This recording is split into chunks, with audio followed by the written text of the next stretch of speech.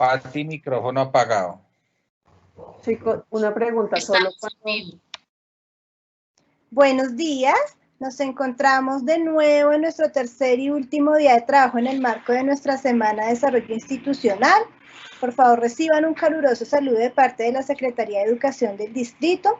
Mi nombre es Jenny Blanco, hago parte del equipo de la Dirección de Educación Media y tengo gratamente los saludo el día de hoy para seguir con esta dinámica de talleres que hemos venido adelantando en estos días, en donde la apuesta que tenemos ha sido el reconocimiento, el diálogo y la construcción colectiva como comunidad educativa.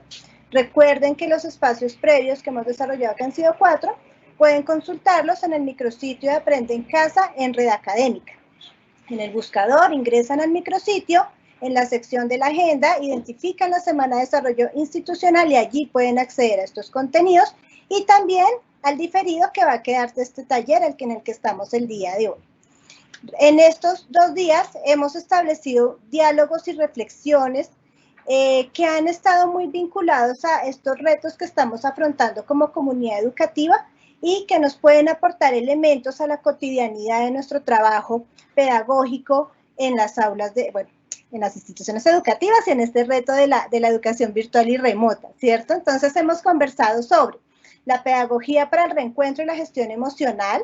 Hemos conversado también sobre flexibilización curricular, sobre el aprendizaje en la diversidad y evaluación de los aprendizajes.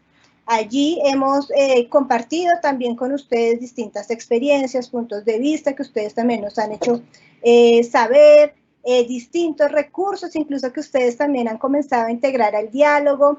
Y la idea es que el día de hoy continuemos con esta misma dinámica. Tendremos un diálogo bien ameno y enriquecedor con Cristian Celedón, quien es asesor especialista en educación de la Universidad de Chile. Y esta conversación estará centrada en cómo planear clases, dialogando puntualmente sobre recomendaciones didácticas para dinámicas remotas y mixtas, que es lo que nos está convocando en este momento, ¿cierto? Le doy la bienvenida a Cristian y a mi compañera Patricia Niño, de la Dirección de Ciencia, Tecnología y Medios Educativos. Entonces, Patricia, Cristian, buenos días y bienvenidos a este espacio.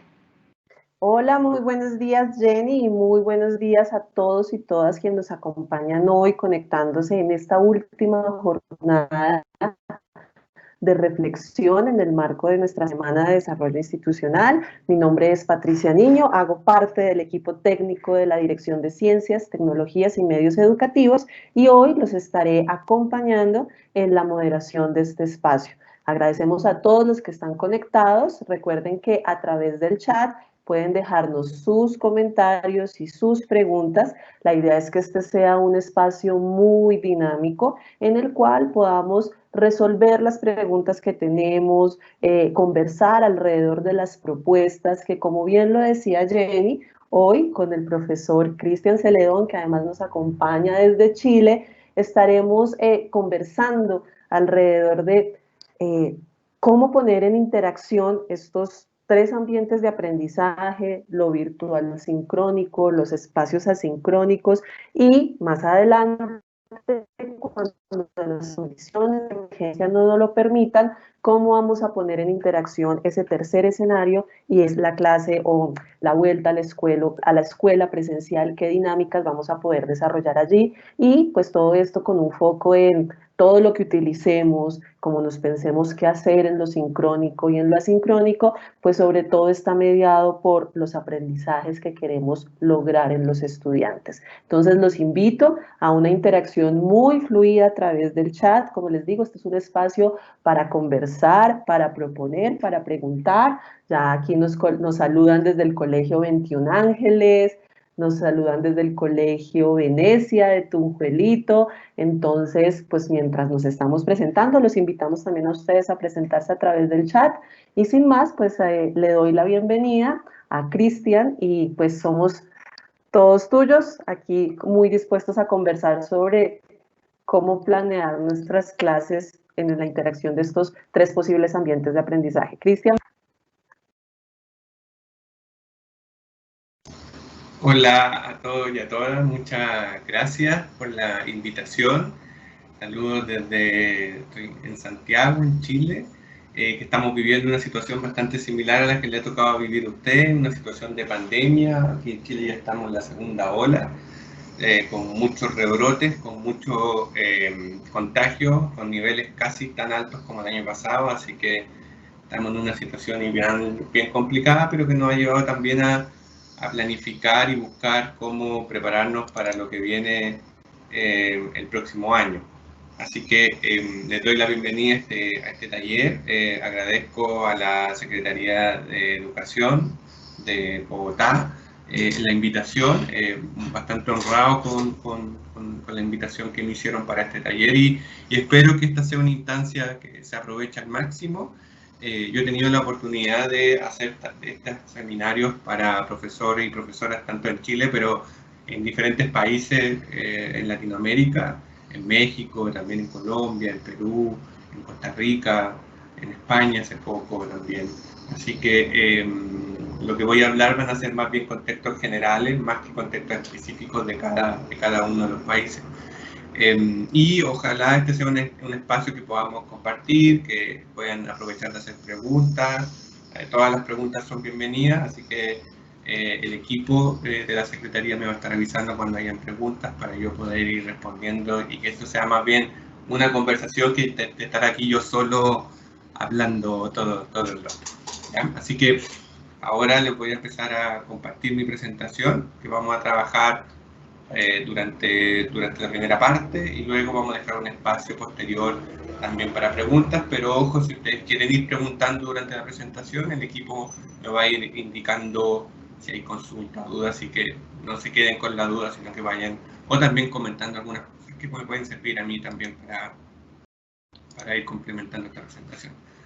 Ahora ya he comenzado a presentar. Quiero confirmar si se ve la presentación. ¿Todo bien? Sí, se está bien. Sí, se ve en pantalla completa, ¿cierto? Sí, señor. ¿Sí? Perfecto, muchas gracias. Solo para corroborar, porque ya me pasó en Teams una vez que estaba presentando y al final me dijeron, llevas 15 minutos hablando sin presentación, así que para asegurar. Bienvenido a este seminario, cómo planear mis clases, recomendaciones didácticas para las dinámicas remotas y mixtas. El objetivo un poco de este taller, como bien decían recién en la introducción, es poder entregar herramientas y estrategias para poder planificar las clases, no solo en el contexto remoto que hemos vivido, sino que también en lo que se nos va a venir seguramente durante 2021, que son estos espacios que se han denominado híbridos o mixtos, en donde es muy posible que tengamos instancias tanto presenciales como remotas, y para ver cómo se puede de alguna manera planificar eso con una cierta lógica y con una cierta coherencia y orden. Como me presentaron recién, mi nombre es Cristian Celedón, yo soy psicólogo de formación, pero mi especialización es en educación, en política pública educativa. Me tocó estudiar en el Reino Unido. Actualmente me desempeño como asesor educativo en la Universidad de Chile, asesorando tanto profesores universitarios como también profesores y profesoras de nivel escolar. Además me desempeño como consultor senior en diferentes entidades, tanto en Chile como en el extranjero, asesorando colegios, autoridades educativas, universidades, agrupaciones de profesores, etc. ¿Ya? ¿Qué vamos a revisar hoy y qué vamos a conversar? Principalmente estos 5 puntos. Lo que yo trato de hacer en esta presentación, para que ustedes comprendan la lógica que hay detrás, es ver una serie de pasos, porque cuando partió todo este tema de la virtualidad y toda esta complejidad, este salto un poco abrupto, había mucha información y esa información era bastante complicada de entender. Entonces lo que traté de hacer en su momento fue elaborar 5 pasos que de alguna manera estructuran cómo un profesor o profesora debiese generar un proceso de planificación en una clase o en un contexto virtual 100% o en un contexto híbrido que considera espacios mixtos de aprendizaje.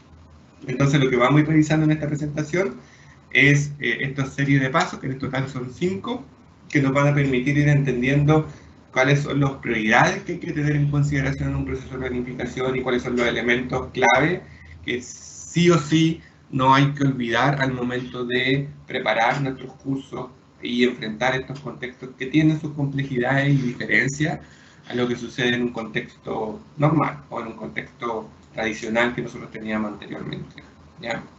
Así que vamos revisando desde la planificación, vamos a partir con lo más general, hasta determinar bastantes cosas muy específicas, como por ejemplo la determinación de las estrategias de evaluación que se tienen que llevar a cabo en un contexto como este tipo.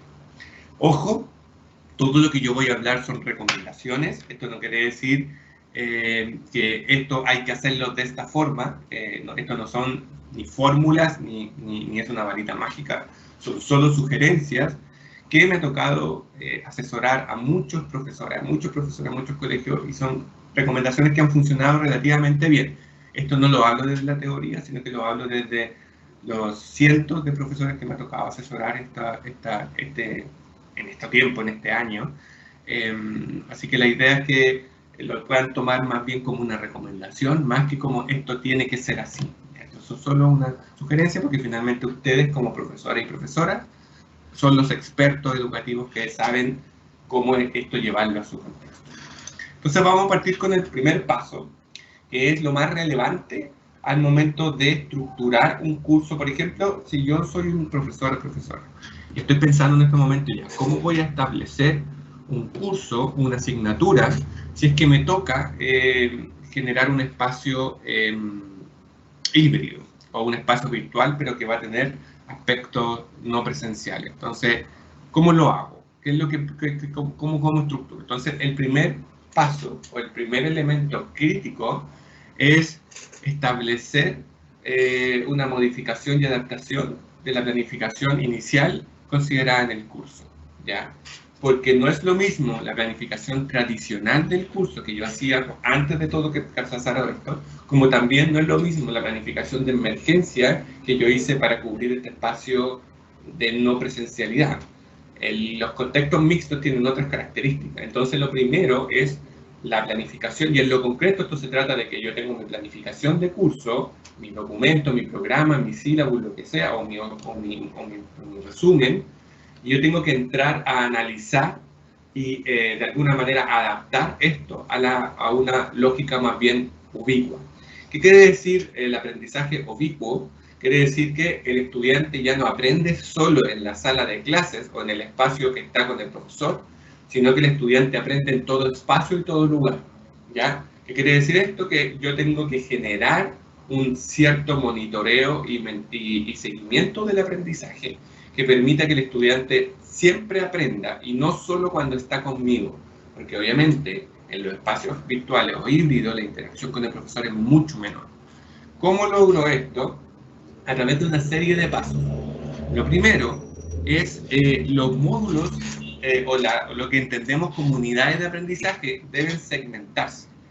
La capacidad que el estudiante tiene de integrar información cuando está en un contexto virtual o mixto es menor que cuando está en un contexto presencial. ¿Qué quiere decir esto?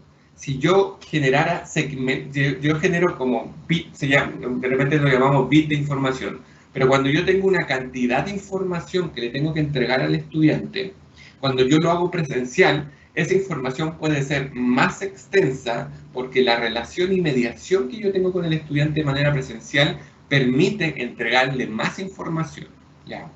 Pero cuando estamos en un contexto virtual o híbrido, donde los espacios de trabajo con el estudiante son menores, o donde mi interacción con él es a través o mediada por plataformas, yo tengo que segmentar el contenido y generar una especie de estructura modular y submodular, ya que son las cápsulas que después lo vamos a revisar en detalle cómo se crean las cápsulas. ¿Cuál es el elemento crítico de esto? Yo tengo que generar pequeños espacios o pequeños segmentos de contenido que yo pueda ir traspasando y pueda ir midiendo, ¿ya? Porque habitualmente cuando nosotros estamos en un espacio tradicional del desarrollo de una asignatura, nosotros lo que tendemos a hacer es iniciar la unidad de aprendizaje, desarrollamos la unidad, hacemos actividades, tareas y luego la evaluamos. Y en eso puede pasar un mes, 2 meses. En este caso no se puede hacer eso porque como no tenemos la capacidad de hacer seguimiento del proceso de aprendizaje como lo hacemos cuando estamos en una clase presencial, tenemos que subdividir el proceso de seguimiento y de monitoreo. Entonces, ya no podemos pasar una sola unidad grande, sino que esa unidad la tenemos que segmentar en pequeños módulos o pequeños submódulos, ¿ya? Eso, por lo general, ustedes dirán, ¿cómo lo asocio? ¿Qué unidad considero para integrar cuántos módulos debiese ser? Por lo general, se asocia a un lapso de tiempo. Lo que yo recomiendo es que sea un lapso de tiempo no superior a 15 días, en lo ideal una semana.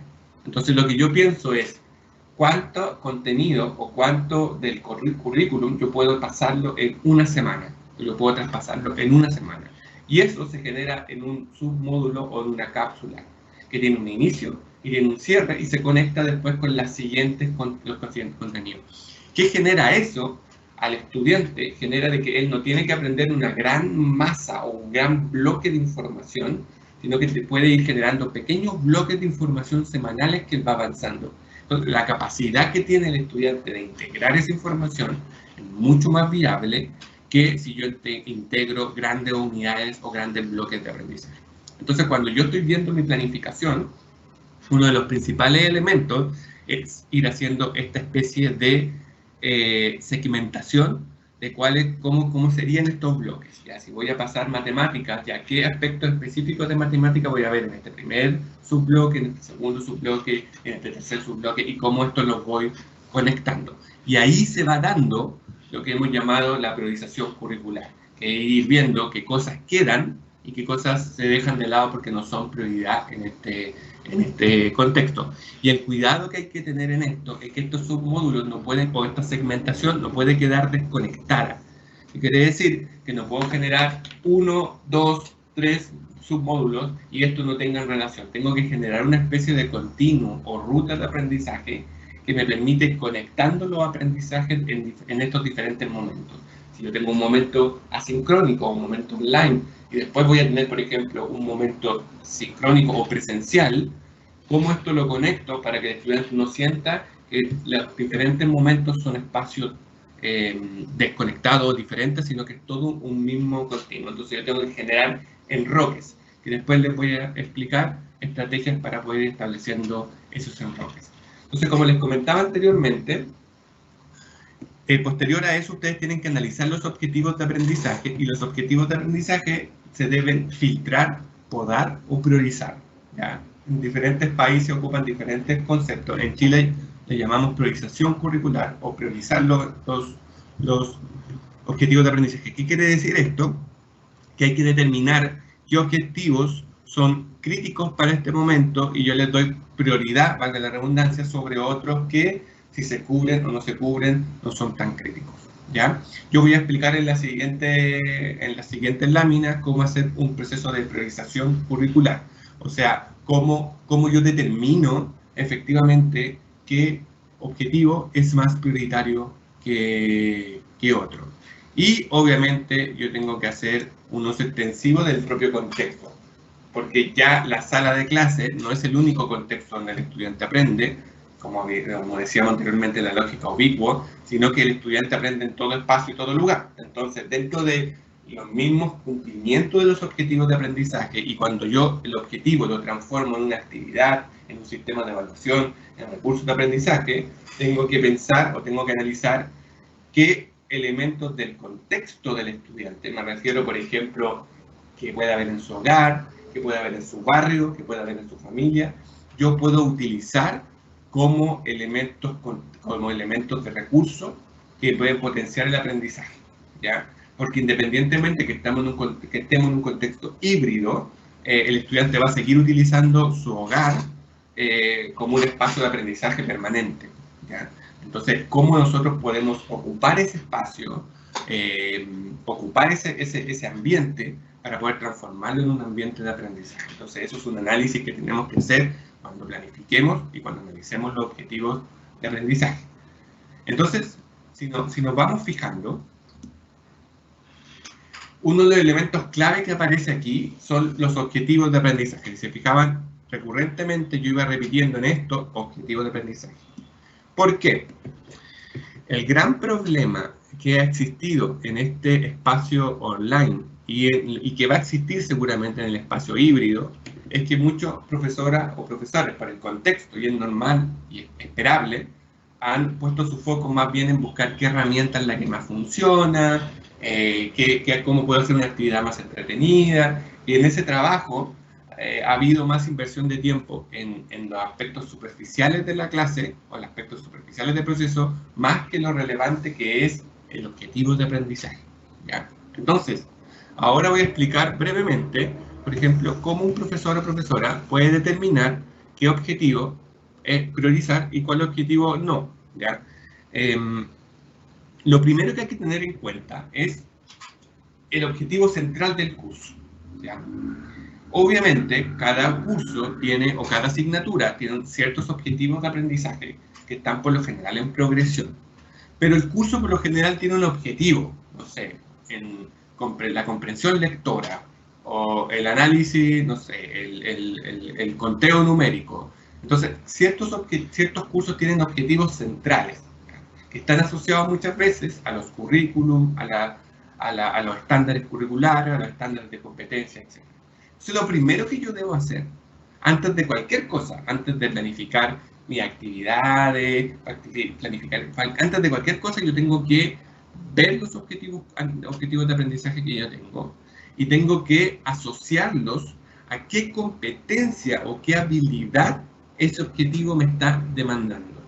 Por ejemplo, si yo tengo un objetivo que es elaborar o generar un análisis crítico, analizar críticamente un momento histórico, por ejemplo, del país, por ejemplo, ya ahí yo veo ya qué tipo de habilidad me está pidiendo ese objetivo. Ya puede ser identificar, puede ser analizar, puede ser conceptualizar. Ya, entonces yo voy analizando ya el objetivo, qué habilidad o qué competencia me pide desarrollar. Ya. Y por lo general, los objetivos de aprendizaje navegan en 3 tipos de competencias. ¿Ya? Las competencias que tienen que, o sea, con 3 tipos de elementos que generan la competencia de habilidad. Como sabemos, la competencia se divide en 3 elementos. El saber conocer, saber hacer y saber ser. El saber conocer tiene que ver con los conceptos, manejar los conceptos, manejar los conocimientos. El saber hacer tiene que ver como cómo esos conceptos los llevo a habilidades, los replico en habilidades, es como el aprender haciendo, ya cómo esos conceptos se llevan a la práctica. Y el saber ser es cuando yo interiorizo el concepto, por ejemplo, cuando yo ya puedo analizar un concepto, construir una opinión crítica de un concepto, aplicar un concepto ya no solo donde me enseñaron, sino que en diferentes contextos, ¿ya? Entonces, cuando yo analizo esto, yo digo, siempre el análisis que tienen que determinar es cuál es la habilidad terminal del curso, ¿ya? Por ejemplo, si el curso me pide comprensión lectora, ¿ya? Esa es la habilidad terminal que yo tengo que generar, comprensión lectora, ¿ya? Para hacer comprensión lectora, el estudiante tiene que, claro, partir con saber identificar elementos de un texto, pero la identificación del texto o la identificación de elementos del texto, ¿es la habilidad terminal? No. La habilidad terminal es la habilidad, por ejemplo, de análisis del texto. Porque la comprensión lectora no es identificar aspectos del texto, sino que es analizar elementos del texto.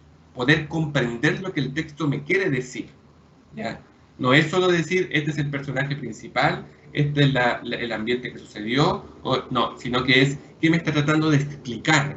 ¿Qué me está tratando de decir el texto? Entonces, cuando yo analizo los objetivos de aprendizaje, yo analizo qué objetivos de aprendizaje me tributan o contribuyen de mayor manera a la habilidad terminal que me está pidiendo el objetivo del curso. Entonces, si la habilidad del curso o el elemento central que yo quiero lograr con mi asignatura es fomentar comprensión lectora, todos aquellos objetivos de aprendizaje que potencien esa habilidad terminal y no necesariamente habilidades intermedias, solo habilidades intermedias, yo los priorizo, ¿ya? Y aquellos elementos que sean más bien complementarios o solamente desarrollan algunos temas muy básicos, yo los voy dejando de lado, ¿ya? Con el cuidado, ojo, que aquí tiene que haber una progresión. O sea, el estudiante no puede generar comprensión lectora si, por ejemplo, no sabe identificar elementos de un texto. Ya, por ejemplo, ¿quién es el protagonista? Entonces, por ejemplo, pensemos que el estudiante está haciendo una lectura. ¿Quién es el protagonista del texto? ¿Dónde se sitúa el texto? ¿En qué año se sitúa el texto? ¿En qué ciudad se sitúa? Ya, el estudiante tiene que ser capaz de identificar elementos del texto para luego comprenderlo y analizarlo. Pero ojo, esa habilidad inicial que es de identificación no es la habilidad terminal. Entonces yo no priorizo eso, yo no me quedo ahí, sino que eso lo ocupo solamente para avanzar rápidamente a la habilidad terminal. Porque si yo me quedo en esa habilidad básica y yo digo, ya, voy a priorizar las habilidades básicas porque son más simples y las va a entender de mejor manera, el estudiante no va a cumplir el objetivo del curso, sino que solo va a cumplir las habilidades básicas.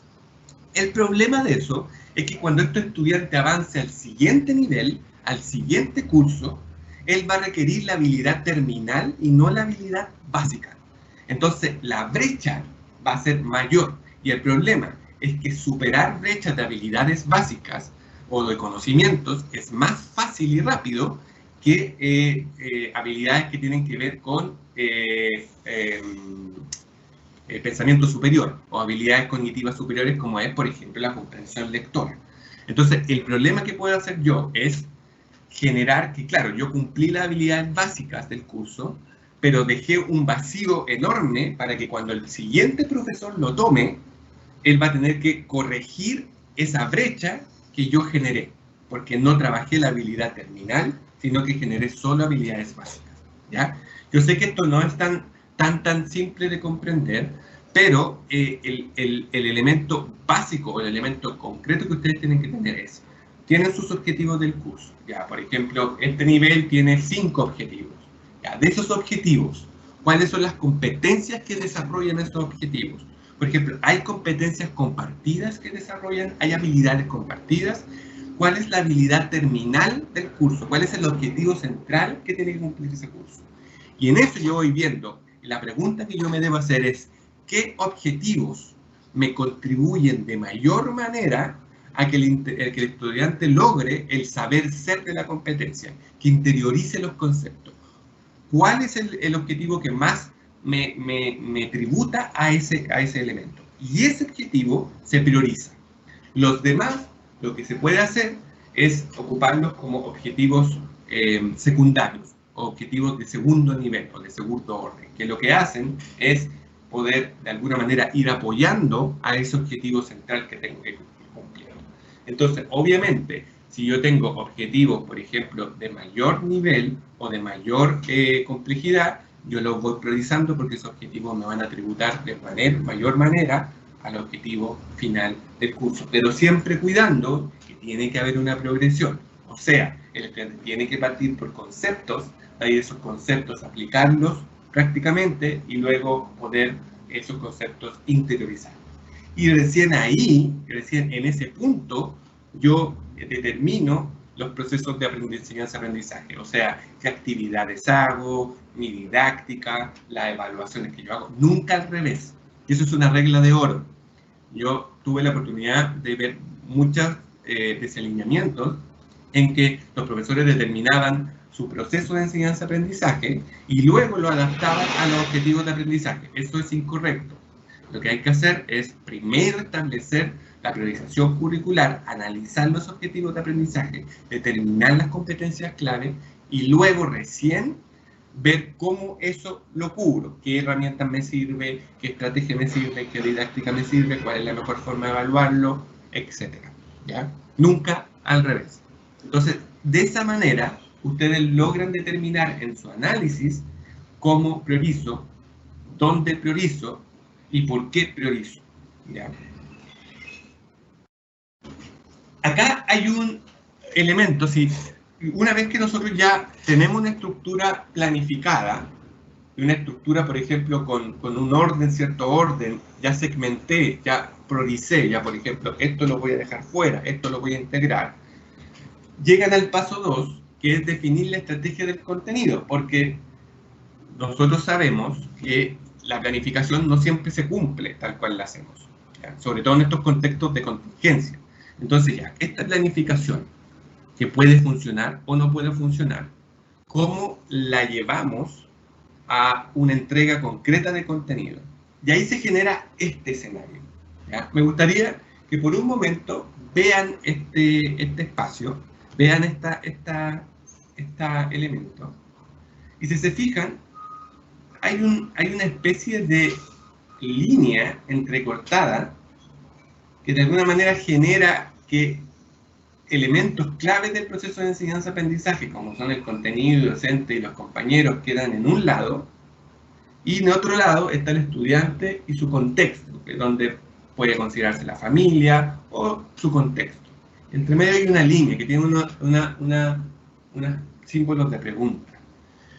Y aquí no sé si me pueden ayudar, porque por lo general en esta parte hago una pregunta para ver algunos comentarios. La pregunta es, dado el contexto que hemos vivido y dado lo que se nos viene ahora, que es este espacio virtual, pero posiblemente con espacio híbrido, porque para definir la estrategia de aprendizaje, definir la estrategia de enseñanza-aprendizaje, entrega de contenido y desarrollo de la habilidad, hay que tener muy claro esto. ¿Qué es eso? Si yo les preguntase, ¿qué es esa línea? ¿Qué significa esa línea en este contexto actual que nos ha tocado y que nos va a tocar, por lo menos en el 2021, vivir? En donde, por lo general, nosotros siempre tenemos al estudiante en el centro y lo rodea el contenido, el docente, los compañeros y está el estudiante en el centro. Pero un poco lo que vemos ahora es que esto se ha transformado por la contingencia y se arma un cuadro como este tipo, con esta línea entre medio, una línea entrecortada.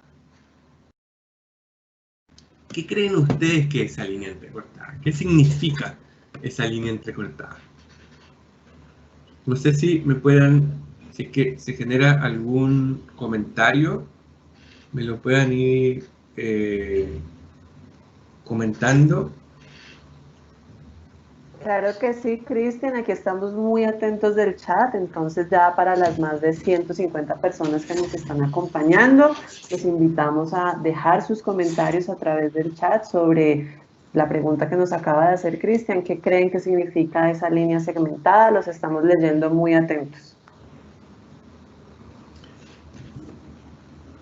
Piensen un momento, por ejemplo, piensen en la experiencia que han tenido el año pasado, el 2020, piensen un poco en la experiencia que van a tener ahora, en cómo ha sido esta dinámica de trabajo, en cómo ha sido, y si le hiciera esa pregunta, ¿qué es lo que creen ustedes que es esa línea entrecortada? ¿Cómo la analizan?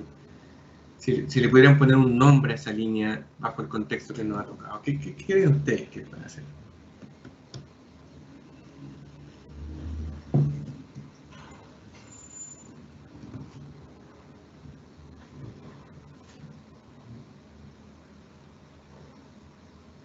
Bueno, por aquí en el chat ya se están animando desde el Colegio Nueva Chile. Además, hay varios profesores conectados. Muchas gracias al Colegio Nueva Chile por este interés en estas dinámicas. Dice, yo creo que podría significar o representar que hay intermitencia entre las dos modalidades, como que hay un corte entre lo que se hace. También yo creo, por ejemplo, que puede representar problemas de comunicación entre los actores que allí los elementos y los actores. Ahí también desde el Colegio Venecia, Juan Carlos nos dice, puede representar o nos puede indicar que se debe tener muy presente a la familia y la situación del estudiante pues para hacer esas adaptaciones que estamos procurando. También nos hablan de ruptura, parece indicar algún tipo de ruptura. Por ejemplo, si yo les volviese a preguntar, sí, está muy bien lo que comentan los profesores, una especie de intermitencia, un problema de comunicación, una familia, una ruptura. Si yo les preguntase,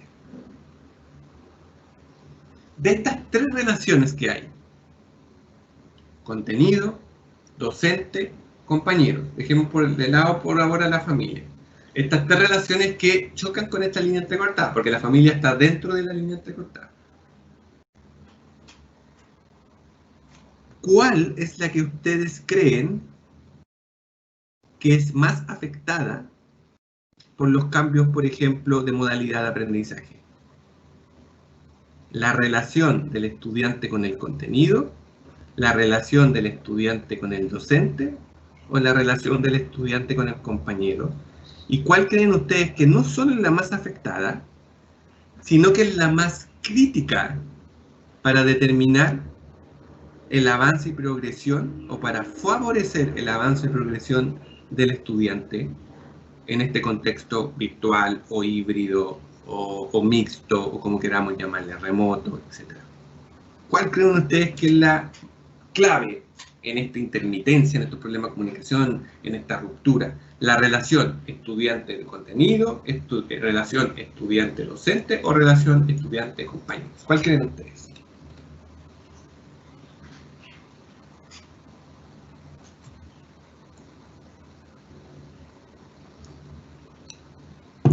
Bueno, mientras nuestros profes y participantes nos van contestando esta segunda pregunta, te cuento que sobre la anterior hay cosas muy interesantes. Por ejemplo, nos dicen aquí estas líneas pueden significar la pantalla, los silencios, las salidas y entradas de los participantes.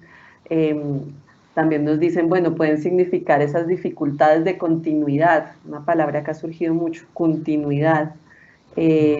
Fragmentación puede también, distancia entre lo que quiere saber el estudiante, los preconceptos que tiene y lo que estamos trabajando. También aquí hay algunas sobre ese. Solo una pista: esa línea no tiene relación directa con, por ejemplo, la tecnología. No tiene relación directa con la tecnología. Tiene que ver una relación más con el proceso de enseñanza-aprendizaje. Entonces, por eso Pues le hacía esta segunda pregunta. Dale, sobre esta segunda, Jorge nos dice, la más afectada es la relación con los estudiantes, entre compañeros. Marta María de la Gaitana nos dice, creo que la relación que más se afecta es la del estudiante con el contenido. Anónimo nos dice, se afectan varias, la del estudiante con los contenidos, la del estudiante con los compañeros. Marlene está de acuerdo con Anónimo, nos dice la relación del estudiante entre los compañeros es la que más se ve afectada. Constanza desde el Colegio Nidia Quintero de Turbay nos dice la relación familia-estudiante, que aquí aparece como en el mismo espacio, también se está viendo afectada. Estudiante-compañeros, la relación docente-estudiante, nos dice, se simplifica, hace falta los elementos del lenguaje no verbal. Ahí es bastante interesante y quiero rescatar un poco lo que comentaba, si no me equivoco, Marta María, si no me equivoco era el nombre, que ella comentó sobre el contenido. Y acá me voy a detener un poco porque es bastante entender esto. Cuando esto lo hago en una clase presencial, lo dibujo en la pizarra, pero obviamente aquí te voy a pedir su imaginación para que intentemos entender esto, porque es bastante relevante. El estudiante, el proceso de interacción, el proceso de enseñanza y aprendizaje del estudiante se da entre un estudiante y un cierto aprendizaje que él tiene que incorporar. Ahí cuando yo digo contenido, cuando dice contenido, no quiere decir que es necesariamente solo el contenido físico, sino que también está la habilidad, la competencia que él tiene que desarrollar, el objetivo de aprendizaje. Cuando nosotros, como educadores, analizamos el proceso de enseñanza-aprendizaje, lo entendemos como, si lo vemos, por ejemplo, desde una perspectiva constructivista que tiene que ver con las competencias, tiene que ver con un estudiante que se vincula con un contenido, con un objetivo de aprendizaje. Y nosotros tenemos una serie de elementos mediadores que facilitan ese proceso, que potencian ese proceso, que obstaculizan ese proceso. Y esos elementos son sociales contextuales, ¿ya? Entre los elementos sociales contextuales que influyen entre cuánto el estudiante es capaz de dominar ese objetivo de aprendizaje que viene a ser el contenido, están los docentes, los compañeros, el contexto escuela, la familia, etc. Entonces, si analizamos lo que ha sucedido en la pandemia, y como decía muy bien la profesora Marta María, el elemento más clave que se ha visto afectado y que influye en el proceso es la relación el estudiante-contenido. ¿Por qué?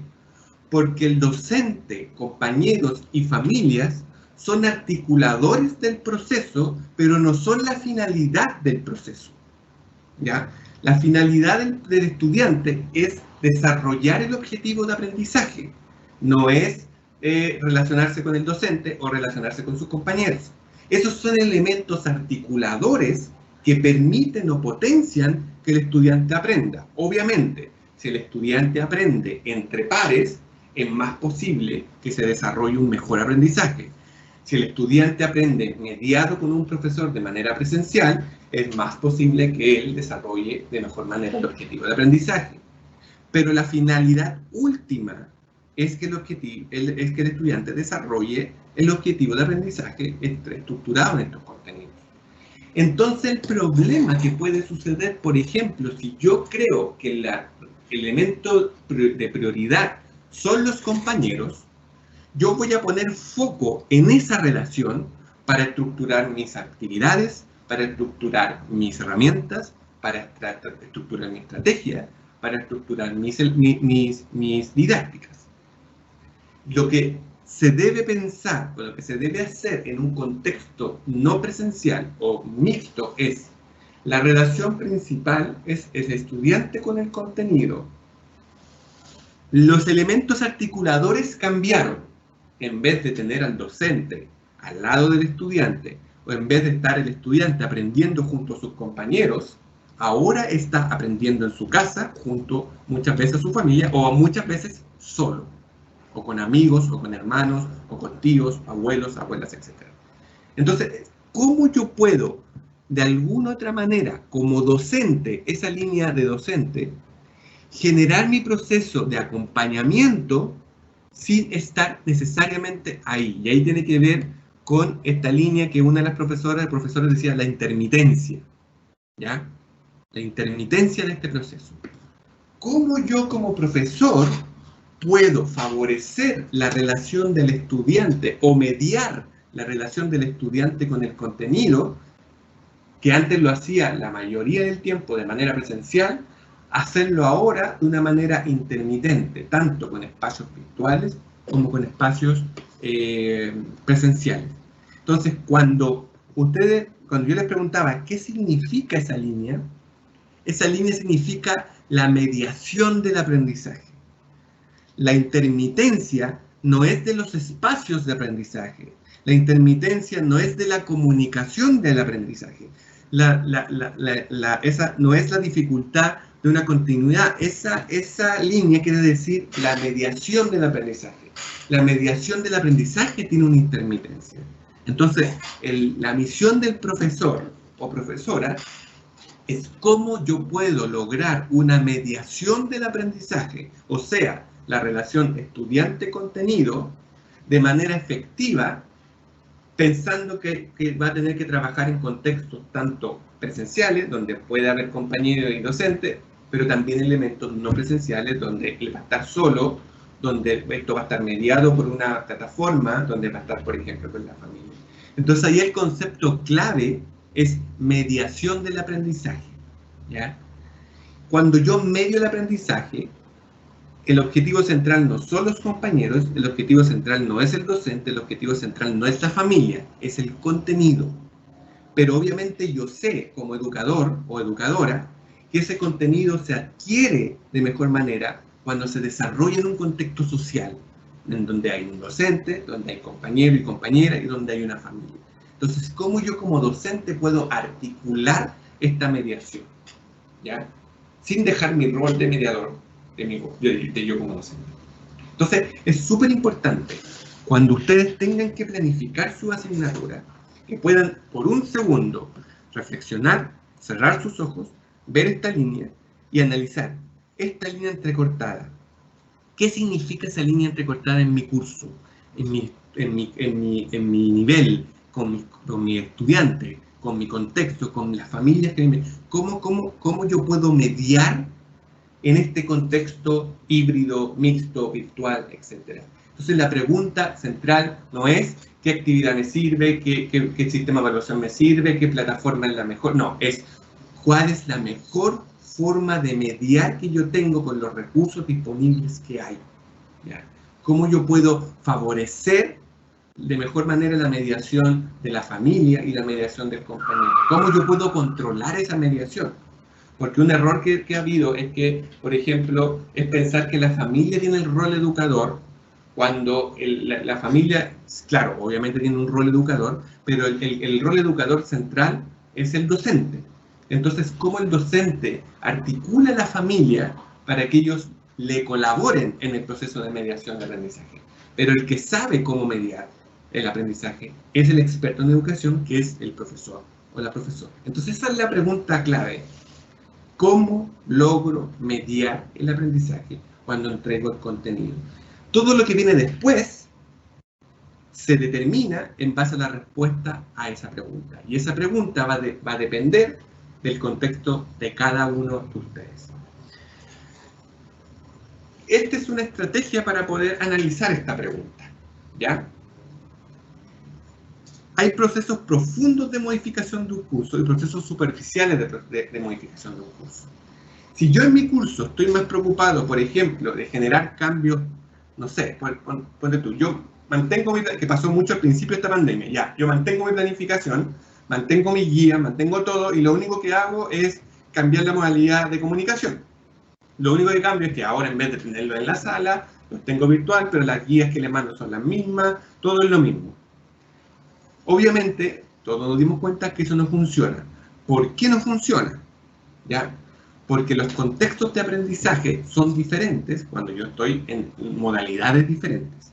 Entonces yo tengo que ir retrocediendo. Y ahí hay ciertas preguntas que yo me tengo que ir haciendo para ver en qué profundidad es el proceso de modificación que yo tengo que hacer.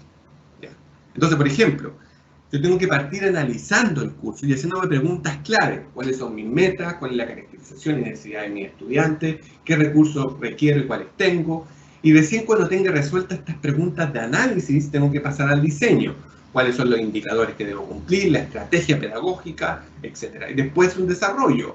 Con cuáles serán los recursos que yo voy a aplicar, el ambiente de aprendizaje y luego la implementación y evaluación.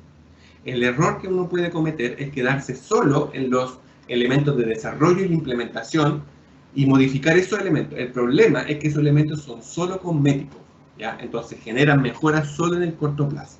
Entonces, si yo quiero generar procesos que potencien mayormente el aprendizaje, tienen que estar mucho más vinculados con el análisis y el diseño.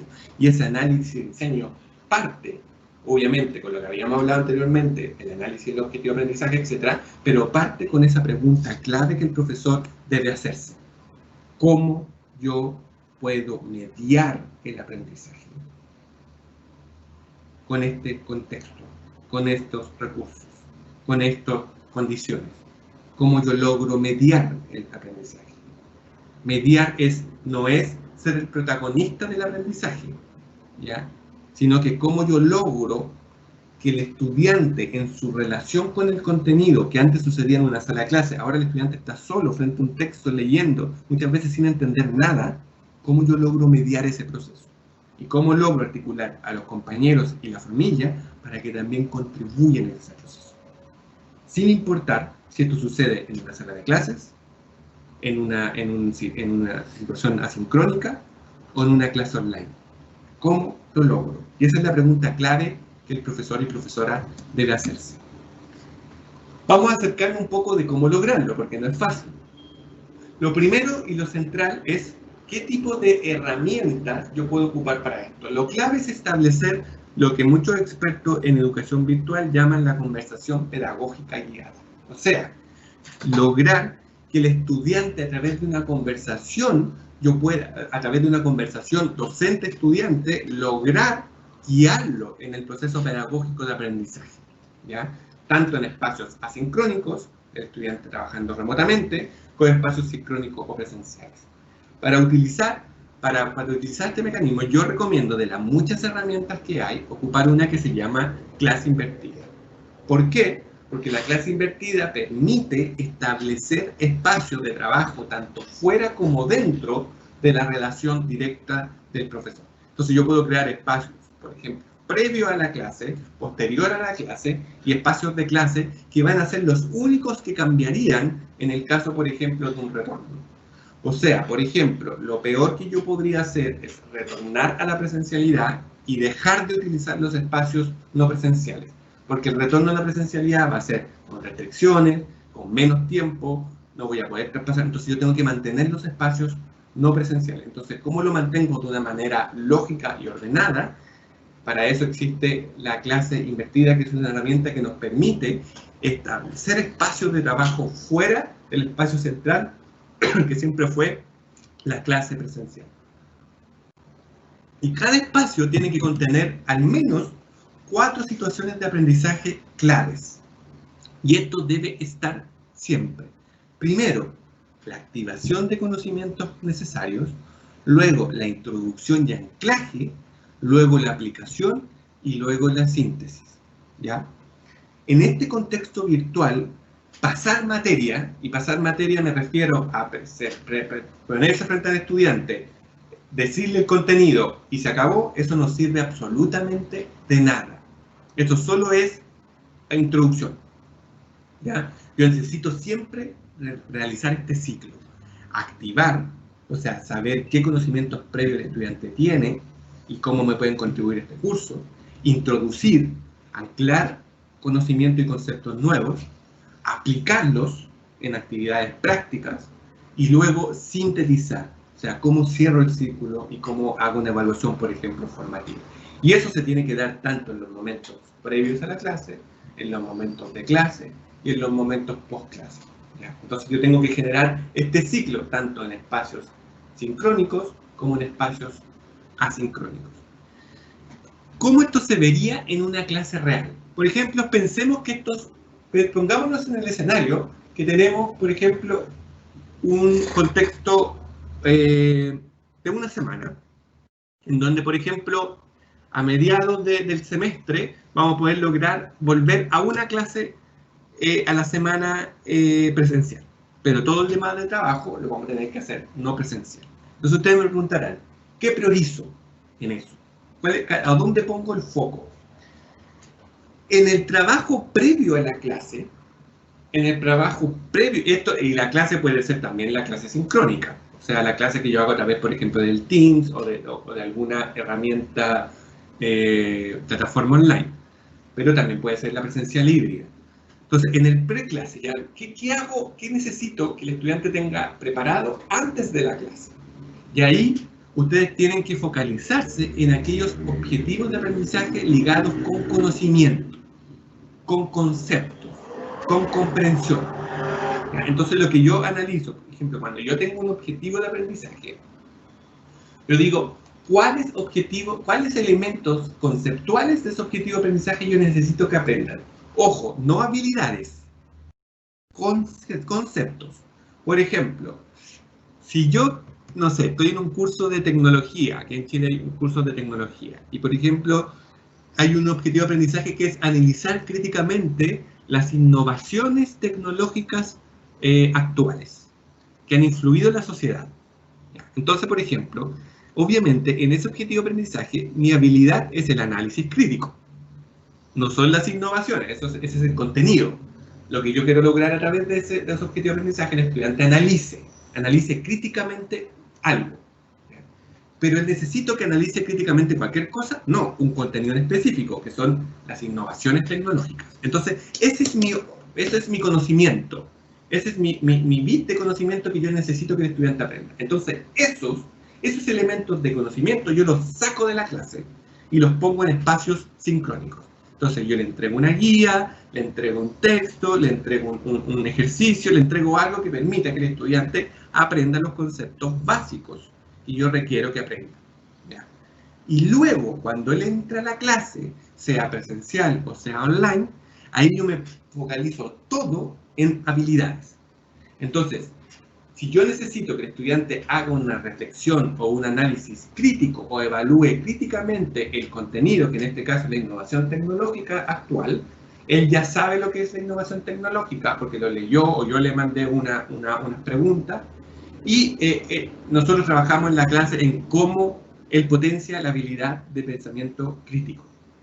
Entonces yo hago alguna actividad práctica, hago un debate, lo hago discutir entre ellos, lo hago que presenten, pero yo aprovecho ese espacio sincrónico nunca en pasar materia. O sea, yo nunca voy a, por ejemplo, los voy a llevar a la sala presencial y les voy a poner una presentación PowerPoint y les voy a poner a pasar materia, porque eso se hace en un contexto online, ¿ya?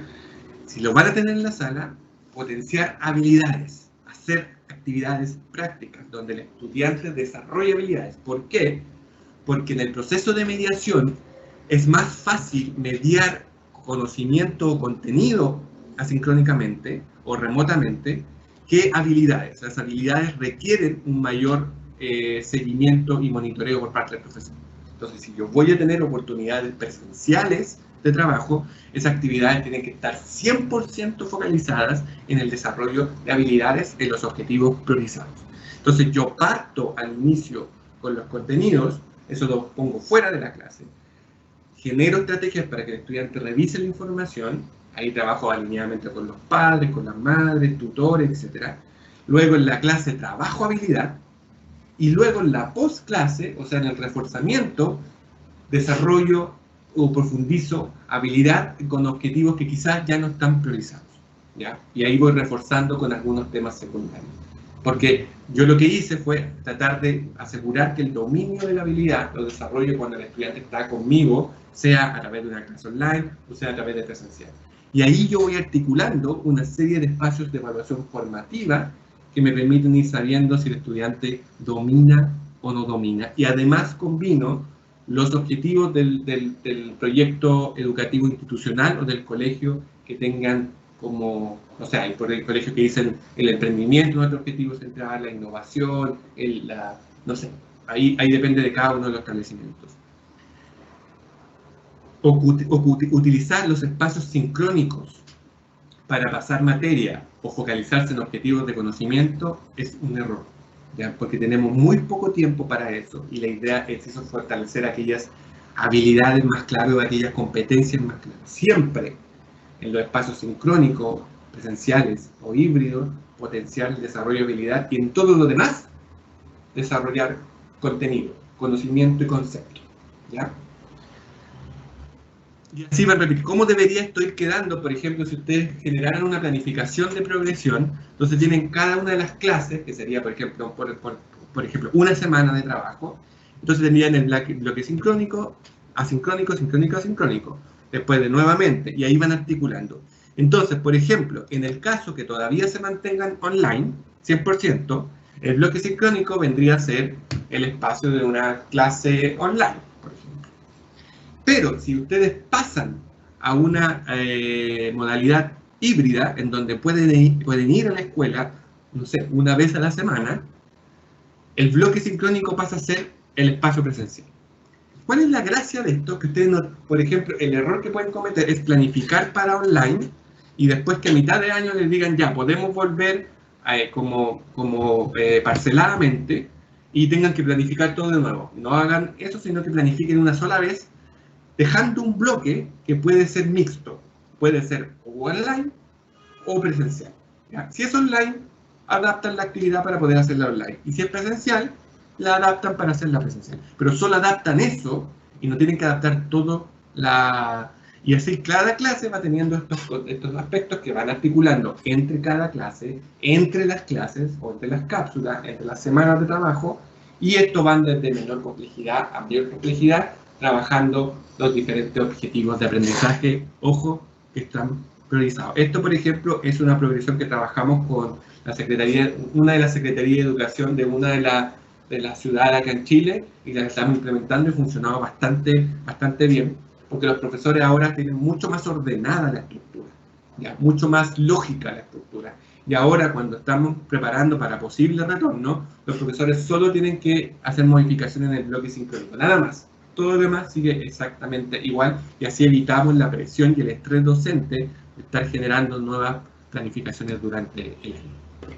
Pero acá les quiero hacer otra pregunta, ya entrando a la mitad, o un poquito más de la mitad de la presentación. Les quiero hacer otra pregunta.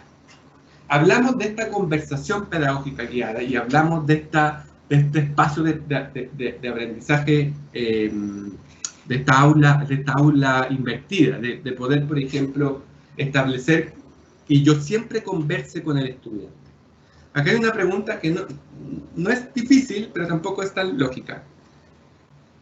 Pero si le hiciera la pregunta, por ejemplo, ¿cómo yo puedo lograr una conversación pedagógica guiada? O sea, ¿cómo yo puedo guiar el proceso del aprendizaje del estudiante sin estar siempre ahí yo presente? ¿Cómo yo puedo guiarlo en una didáctica híbrida o en una didáctica intermitente, donde yo a veces lo tengo al frente, pero a veces no lo tengo al frente, y igual lo tengo que guiar? ¿Ya? ¿Qué herramienta pedagógica básica yo tengo que implementar e incluir en todo mi proceso didáctico para establecer una conversación pedagógica guiada? ¿Qué herramienta pedagógica básica yo tengo que incluir en todo momento, en todo espacio, en toda didáctica, en todo material, para promover que el estudiante sienta que está conversando conmigo en su proceso de aprendizaje y que yo siempre estoy presente guiándolo, esté o no esté? Estoy guiándolo a través de una guía, estoy guiándolo a través de un texto, estoy guiándolo a través de una clase, estoy guiándolo a través de un ejercicio, siempre lo estoy guiando a través de una herramienta que yo implemento en toda esta didáctica. ¿Cuál creen ustedes que puede ser? ¿Qué creen ustedes? ¿Qué herramienta pedagógica básica utilizaría? Bueno, Cristian, mientras nuestros profes y nuestros maestros y maestras se animan a responder esta pregunta, te cuento que el término mediación suscitó una conversación interesante aquí en el chat. Varios profesores comentan sobre pues, el rol de los padres en esa mediación, pero también hay un comentario recurrente respecto al desarrollo de lo socioemocional. Varios comentarios apuntan a que tal vez dentro de esa mediación lo que se ha visto más afectado es lo socioemocional. Hay preguntas sobre cómo en esa mediación lograr esa interacción entre pares que consideramos tan fundamental para la construcción de aprendizajes. Entonces, te lo dejo ahí como una notica porque hay varios comentarios ahí sobre el aspecto socioemocional. Aquí ya varios han animado a responder a tu pregunta, cómo lograr esa conversación guiada en la didáctica híbrida. Nos dicen, bueno, un buen elemento, nos dicen desde el Colegio Nueva Chile, puede ser los ejercicios o las prácticas de lectura. También nos dicen la pregunta, que la pregunta puede ser un muy buen recurso para guiar esa conversación. ¿Quién dijo eso?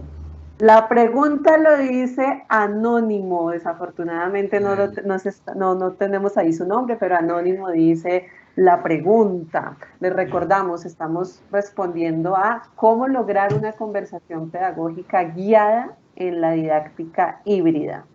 Anónimo también dice la conversación, tal vez debemos fomentar más espacios de encuentro y conversación.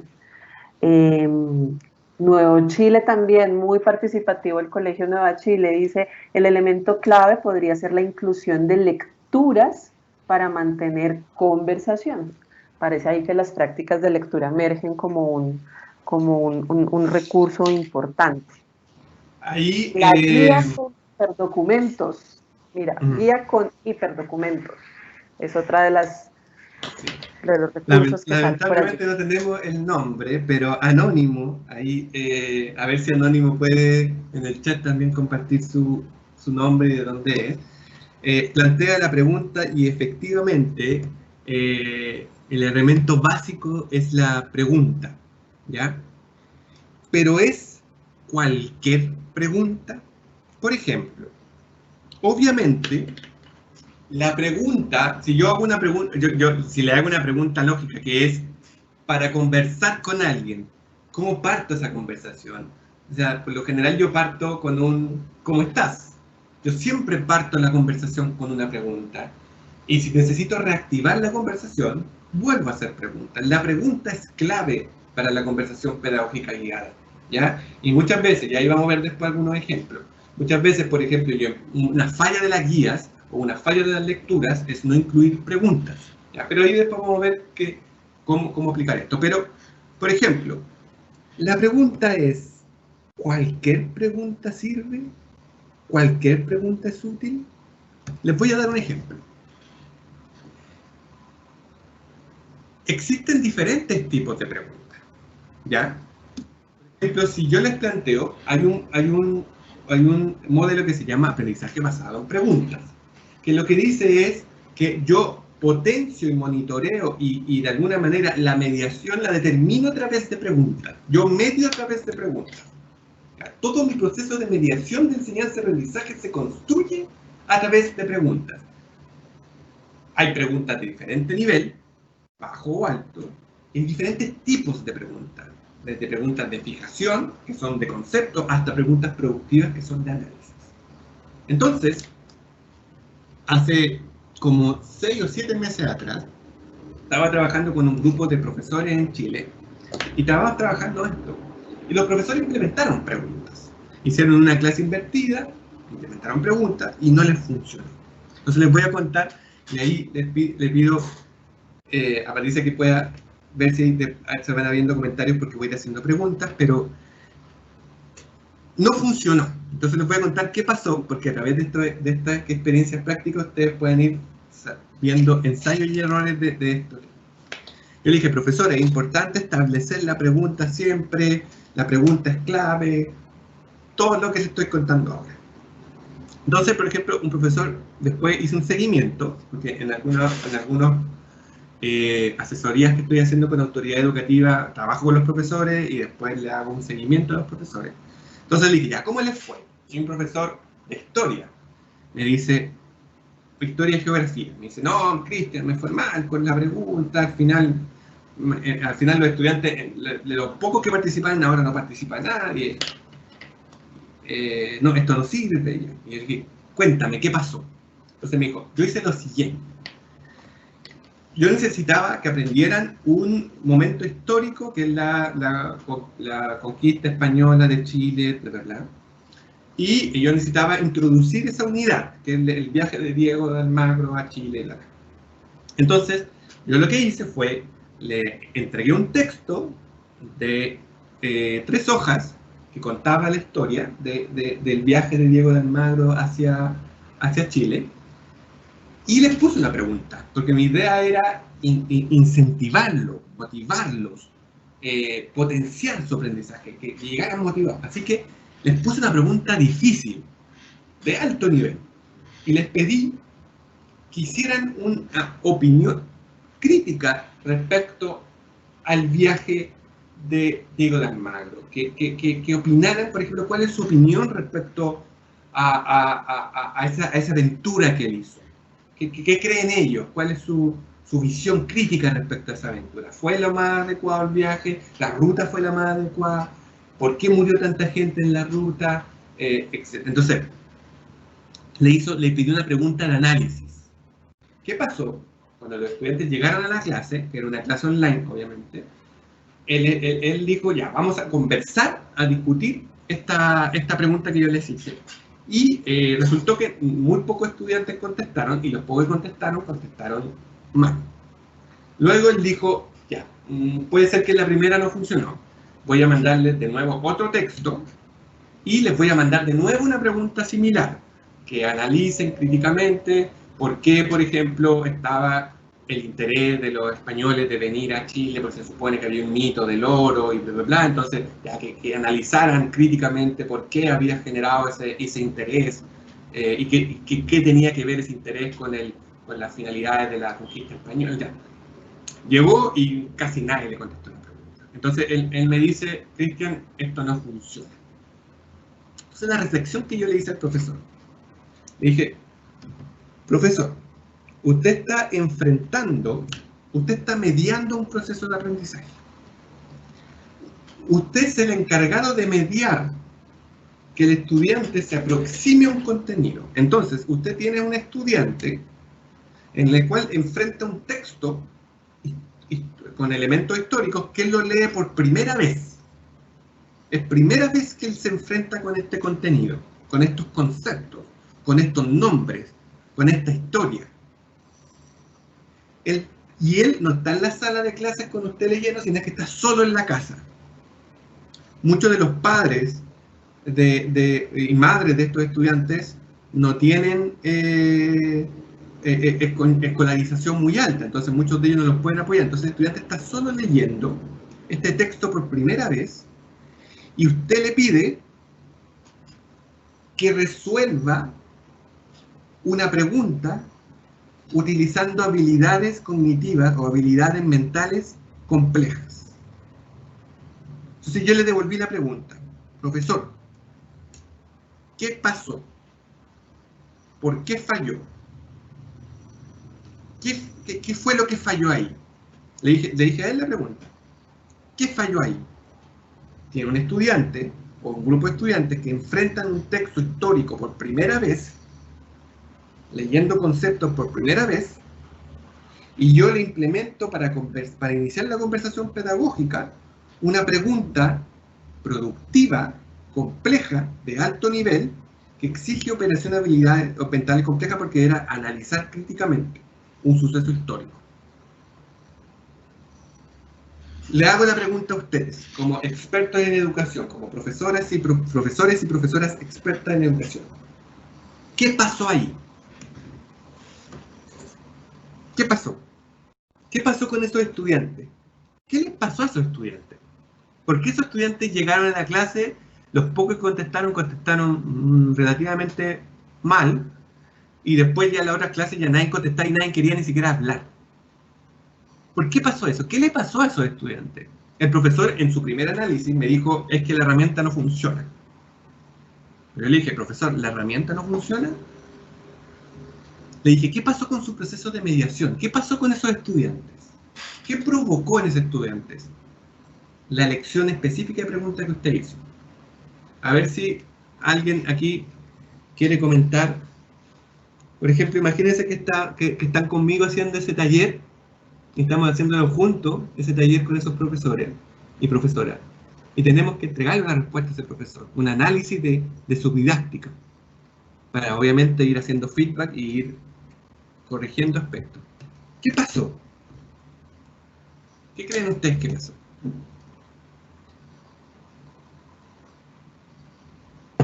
Estamos hablando de que las habilidades son progresivas, de la mediación, de la importancia de la mediación en un contexto, hasta mucho, ahí decía, por ejemplo, el tema de lo socioemocional. Por ejemplo, ¿qué pasó a nivel emocional con esos estudiantes? ¿Por qué después no querían hablar en la clase?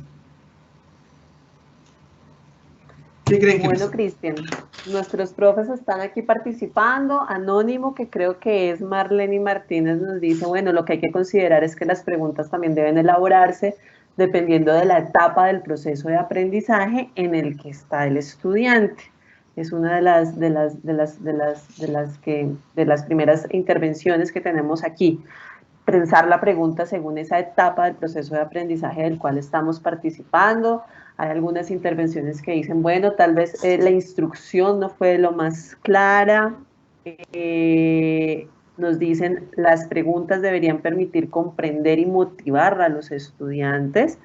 Aquí también uno de nuestros participantes nos dice, tal vez el profesor desconocía el nivel en el que estaban los estudiantes, por ejemplo. Entonces nuevamente hay la pregunta sobre en qué nivel están mis estudiantes.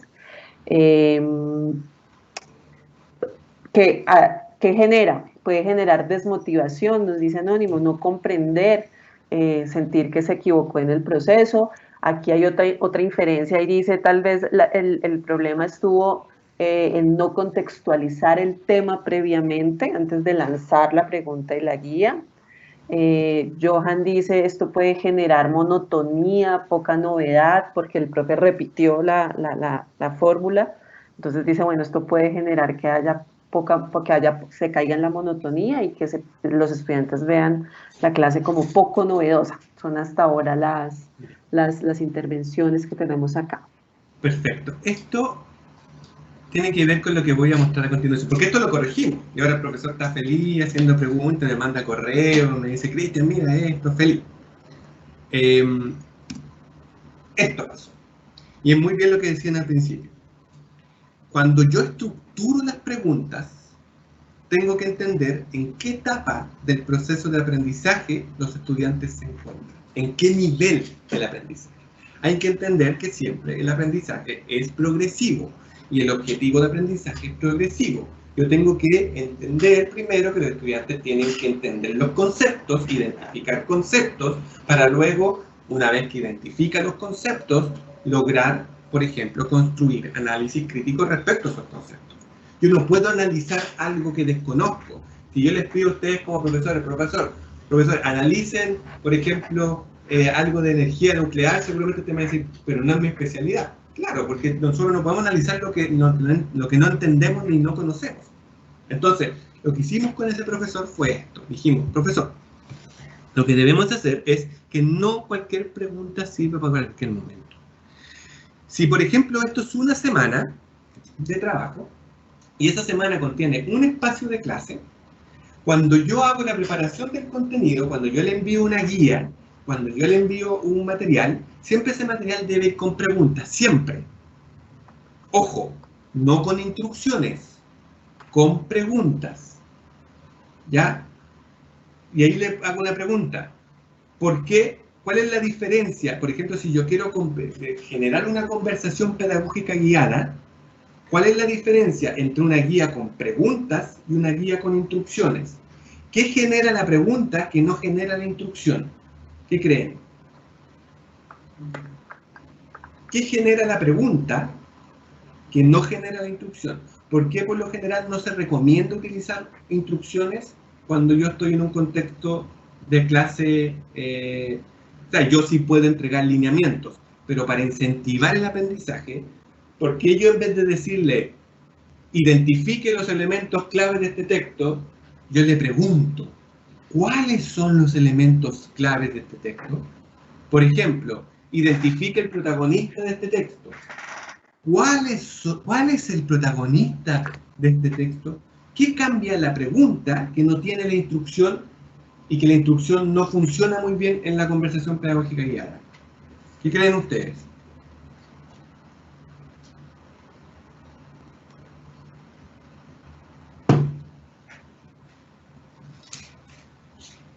Por mientras que responden. Entonces lo que trabajamos con este profesor fue, primero, siempre cuando el estudiante está preparando el contenido, las preguntas deben ser muy simples, de bajo nivel y de fijación. O sea, yo pregunto conceptos, ¿ya? Por ejemplo, ¿quién era Diego de Almagro? ¿Cuál fue la ruta? ¿A qué ciudad llegó? ¿De qué ciudad partió? ¿Ya? Después yo aumento en la clase, yo empiezo a aplicar esto. Entonces le empiezo a hacer preguntas claves. ¿Ya? O sea, por ejemplo, yo puedo empezar a preguntar, ¿por qué? ¿Cuáles eran las razones del viaje? Ya empecemos a analizar las causas. ¿Por qué? ¿Por qué hacer ese viaje tan largo? ¿Por qué viajar? ¿Cuántos? Ya, le hago una pregunta en la preparación. ¿Cuántos kilómetros viajaron? Ya, y después, no, viajaron 2.000, 3.000. ¿Por qué viajaron tanto en caballo, en el frío? ¿Cuál era? Entonces, que había oro. ¿Y por qué el oro es importante? No, que el oro es riqueza. ¿Y por qué la riqueza? Y ahí, si se fijan, en la clase, cuando ustedes están trabajando con los estudiantes, empiezan a aplicar preguntas de alto nivel. Ya. Porque si le preguntan eso antes, cuando el estudiante está recién asomando el contenido, va a generar, como decía una de las personas, desmotivación, frustración. Lo que pasó con esos estudiantes, se frustraron. Se frustraron porque le estaban enfrentando un contenido para el cual ellos no estaban, una pregunta para la cual ellos no estaban preparados. Cuando el profesor corrigió esto, los estudiantes empezaron a participar. ¿ya? No era un problema de la estrategia, era un problema de cómo se estaba aplicando las preguntas. No sé si alguien contestó por qué las instrucciones no sirven tanto. ¿Contestó alguien? No. Sí, pues la pregunta generó como varias posibilidades de respuesta. Unos están describiendo como las características que deben tener esas preguntas. Por ejemplo, Marlene nos dice la pregunta es, o refiriéndose a la anterior, era una pregunta compleja en esos momentos para los estudiantes. Rafael nos dice, una pregunta genera un reto, ¿sí? Una instrucción pide una acción, mientras que una pregunta genera una situación de reto. Nos pone en una situación de búsqueda para encontrar una respuesta. Luciana nos dice, la pregunta está asociada a la curiosidad, me imagino que mucho más que la instrucción. Johan dice, la pregunta genera aprendizaje y autonomía. Las instrucciones, por el contrario, tal vez cierta dependencia y encasillan la información y los aprendizajes. Son parte de las reflexiones que están acá. También nos dicen una buena pregunta genera procesos de reflexión, de comparación, de inferencia, como que es la puerta a otras cosas. La instrucción es una acción puntual. Súper bien. Ahí hay dos reflexiones clave que hay que tener en cuenta. Primero, la pregunta genera reto, que lo podemos denominar como desafío cognitivo. Cualquier tarea que hagamos tiene que generar un desafío cognitivo. La instrucción no genera desafío cognitivo. Por otra parte, la pregunta genera autonomía, la instrucción genera dependencia. Y si estamos trabajando con estudiantes en un contexto remoto, ¿qué es lo que queremos potenciar? Dependencia, autonomía, obviamente autonomía. Entonces, si nosotros trabajamos con instrucciones, estamos generando dependencia, porque el estudiante, si no entiende la instrucción, le va a quedar paralizado. En cambio, la pregunta, como es una invitación, como decía Susana, una invitación, es un desafío, es una invitación a explorar, el estudiante puede responder de manera errónea, pero ya esa exploración genera en el estudiante aprendizaje, aunque se equivoque. La equivocación da lo mismo, ¿ya? El tema es que esa exploración para llegar a esa respuesta es diferente cuando se genera una instrucción. Los estudiantes tienen que quedar más paralizados frente a la instrucción que a la pregunta. Entonces, ¿cuál es la idea? Cuando yo hablaba de los enroques, ¿cómo conecto los espacios sincrónicos y asincrónicos con preguntas? Entonces, yo hago la pregunta previa, luego esa pregunta la ocupo en el inicio de la clase, porque si no la ocupo, el estudiante va a decir, ¿para qué me pregunto esto al profesor o la profesora? Entonces, yo conecto y después conecto una post-clase y después todo lo conecto con la nueva clase y así voy siempre haciendo preguntas. Entonces, el estudiante siempre va haciendo preguntas. Esto es tan gracioso que, por ejemplo, me ha tocado que profesores y profesoras que empecé en abril del año pasado a trabajar esto para poder potenciar el espacio online, ahora nos juntamos algunos seguimientos y me dicen que ahora, por ejemplo, los estudiantes dicen, profesor o profesora, se le olvidó mandar las preguntas, porque de repente los profesores se olvidan, mandan el texto y los profesores le llegan los correos de vuelta, ¿sí? o los padres, o los mamás, los papás, al profesor se le olvidó las preguntas. Entonces, como que ahora es como la pregunta, es como que los mismos estudiantes están esperando la pregunta, porque les facilita su proceso de aprendizaje y los guía. Entonces, cuando trabajábamos con los papás y las mamás, nos decían, la pregunta ahora a mí me permite saber qué es lo que el profesor quiere. Antes me mandaban un texto y no sabía lo que el profesor quería, o una guía y no entendía. Pero ahora la pregunta, yo como papá la leo, o como mamá la leo, y sé lo que el profesor busca. Entonces yo puedo ayudar también a guiar a mi hijo.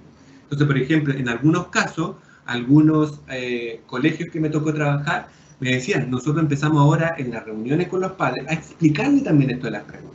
Entonces, por ejemplo, nosotros trabajamos, le enviamos las preguntas muchas veces a los padres y le explicamos, y el padre, la mamá, el papá, aunque no sepa del contenido, sí entiende por qué estamos haciendo esta pregunta y puede ayudar y guiar. Entonces, si se fijan con esta herramienta, fácilmente pueden establecer procesos de guía que no existen si es que no existe la pregunta. Ahora en el paso 3, cómo definir y diseñar recursos de aprendizaje. Y acá, obviamente, hay un montón de diseño, hay un montón de actividades y recursos que yo creo que la internet está lleno, entonces ponerme aquí a explicar así como qué herramientas hay, yo creo que en Google ponen herramientas para aprendizaje virtual y le van a aparecer 1.000.000 de videos de YouTube. Así que, pero, por ejemplo, el problema que tenemos es que es tanta información que cómo elegimos. Entonces, yo prefiero comentarle a ustedes 8 elementos para priorizar qué recurso ocupar. Lo primero, priorizar, ocupar lo que sea más relevante. O sea, por ejemplo, si yo tenía una serie de guías que yo ocupaba para mi clase normal, presencial, yo no puedo ocupar la misma cantidad de guías. El estudiante aprende menos. Los cálculos son, por lo general, que el estudiante alcanza a progresar la mitad de lo que alcanza en un contexto normal, 50%. Entonces yo no puedo pasar la misma cantidad de guías. O las guías no pueden tener la misma extensión. Las lecturas no pueden tener la misma extensión. No porque el estudiante sea flojo en Chile es como que no quiere aprender, sino que el estudiante, como está aprendiendo solo, avanza más lento. ¿Ya? Entonces, en el mismo tiempo que él leía guiadamente con el profesor 3 páginas, ahora solo lee 1 y medio, por ejemplo. Entonces, la extensión debe ser breve, ocupar solo los recursos necesarios. ¿Ya? Acá menos es más y calidad sobre cantidad. Hay profesores que yo he visto, profesoras que se llenan de estrategias y eso lo que hace es saturar al estudiante. ¿Ya? Hay que elegir lo más bueno, la calidad sobre la cantidad. Que sea llamativo y motivante, que contenga el contenido clave del curso, ojo, ligado a objetivo de aprendizaje, que los diversos recursos se conecten entre sí, conversar entre colegas, compartir ideas. Hay muchos colegas que ya tienen recursos creados, no hay que inventar de cero, y crear material solo si es necesario. ¿Y cómo definir las dinámicas de aprendizaje? Para definir las dinámicas de aprendizaje hay que generar oportunidades de aprendizaje auténticas. ¿Ya? ¿Y qué quiere decir esto? Que sean oportunidades de aprendizaje que generen un desafío cognitivo. ¿Cómo pueden construir una dinámica de aprendizaje para un contexto virtual o híbrido? Les voy a explicar a continuación. Lo primero, por ejemplo, ustedes dicen ya, yo quiero crear una actividad para mi clase, que puede ser una clase online, puede ser una clase presencial híbrida. O ustedes dicen, por ejemplo, yo quiero crear una tarea de reforzamiento ya. Una vez que termino la clase, generar una tarea de reforzamiento. ¿Qué elementos deben tener en consideración? Lo primero, el contexto. ¿Cuál es el contexto de los estudiantes? ¿Cuál es el contexto de sus familias? ¿Cuál es el contexto social, económico, de recursos, de geográfico? ¿Cuál es el contexto que ellos están involucrados? Eso es crítico porque ayuda a generar tareas, como decían anteriormente, contextualizadas y significativas. Entre más significativo para el estudiante sea, mejor todavía. Y ahí yo puedo buscar, por ejemplo, ya, así, voy a hacer un ejercicio, ya voy a ocupar una noticia que al estudiante le afecte, algo que a ellos les interese, etc. Y ahí voy jugando con eso para despertar el interés. Pero eso no sirve de nada si no hay un desafío cognitivo. ¿Ya? Y el desafío cognitivo se construye a través de preguntas, como hablábamos anteriormente. ¿Ya? Después vamos a ver cómo medir el desafío cognitivo, pero se construye a través de preguntas y obviamente yo establezco qué demanda ejecutiva, o sea, qué cosas puntuales yo voy a pedir, y todo eso bajo una estructura de autorregulación. Por ejemplo, si yo hago un desafío cognitivo con demanda ejecutiva a través de instrucciones, estoy generando menos autorregulación que si lo hago a través de preguntas donde el mismo tiene que generar un proceso exploratorio. Entonces, con detallitos así yo voy viendo cómo potencio o espacios de autorregulación o tiendo hacia a la dependencia. Lo que tenemos que evitar en este contexto es la dependencia. ¿Ya? Entonces, cualquier cosa que genere dependencia la tenemos que ir llevando hacia elementos de autorregulación. Y eso tiene que establecer, esa tarea tiene que establecer una toma de decisión del estudiante. Esa toma de decisión tiene que ser siempre con actividad de complejidad creciente. Lo que vimos en el ejemplo recién. Yo no les puedo pedir algo complejo si los estudiantes están recién empezando. Ya cuando los estudiantes tengan un nivel más avanzado, voy haciendo tareas más complejas. Y obviamente tiene que tener un impacto real y una experiencia transferible. ¿Ya? Y además tiene que tener criterios dialogados compartidos. Lo ideal es que el estudiante siempre sepa cómo se le va a evaluar.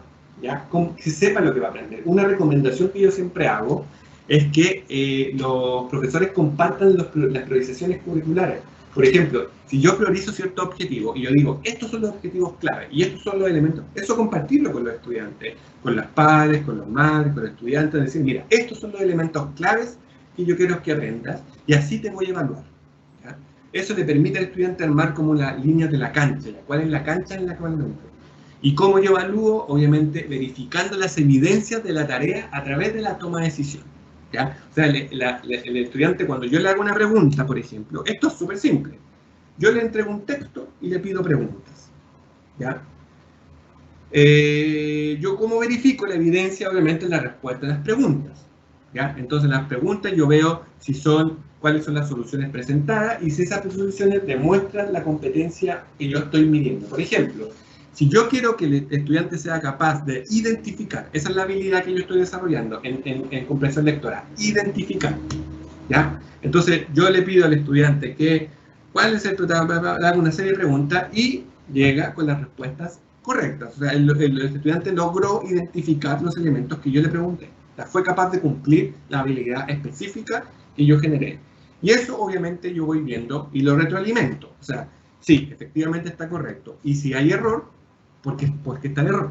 ¿Ya? Y ahí se genera lo importante de la retroalimentación, ¿ya? Y obviamente eso tiene que ser compartido. Entonces, este ciclo de tarea, ¿qué es lo clave? Que sea significativo, que haya un desafío y que haya autorregulación. Y que la tarea permita levantar evidencias para saber si las competencias están siendo o no dominadas y poder generar retroalimentación.